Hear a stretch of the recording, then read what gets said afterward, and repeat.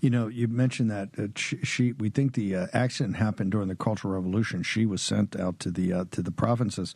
Just on Miles, I want to go back and do a slight reset here. Miles Guo told us in 2019, Lighthizer and Navarro, after working a year and a half with us, actually sat down and negotiated with Li He a deal that took care of the 7 original sins of kind of the Chinese Communist Party's economics and really brought them in and fused them into the Western model, right? No more state-owned industries. Every issue they had about overcapacity, about terrible wages for Lao Beijing environment.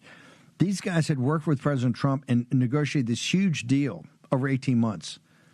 Xi and Putin had the first One Belt, One Road conference. And after that conference, Wang Qishan, and Miles was dead on, said, hey, they had a change of heart and said, hey, if we sign this deal with Trump, that's going to sublimate us to the West forever. We're not going to do that, right? With this, we've figured out what these guys want to do. Right after that, Xi declared a people's war against the United States. And this is why unrestricted warfare has ramped up. And as I keep saying on the show, the CCP is at war with the United States. They're using unrestricted warfare, economic warfare, political warfare, psychological warfare, information warfare, all of it, right? And this is why you had these massive cyber attacks. And this is why now they're although they started the military buildup a couple of years ago, the headquarters building up. This is why the assault on the U.S. dollar. This is one of the reasons President Trump is coming in with these tariffs, because he's telling them, hey, you're really the problem with the fentanyl here. It's a chemical warfare attack on the United States of America. What do you think we have to do, Roy, to raise awareness of the American people? We've been doing this now for years. It's obviously much more increased. The CCP, people know that it's the CCP and not the Chinese people. That's one of the biggest things we've been able to do is drive a wedge between that. But for people to understand unrestricted warfare, what do you think we could do or do better?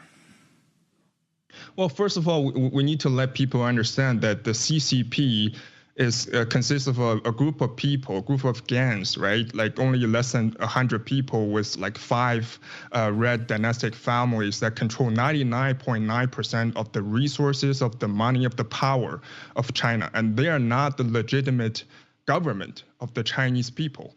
And the Chinese people detest the regime. As long as the United States stop the support and decouple from the CCP militarily, financially, and technologically, I think the Chinese people it's gonna implode on itself. And I think you talk about the federal democratic republic, it's gonna be established.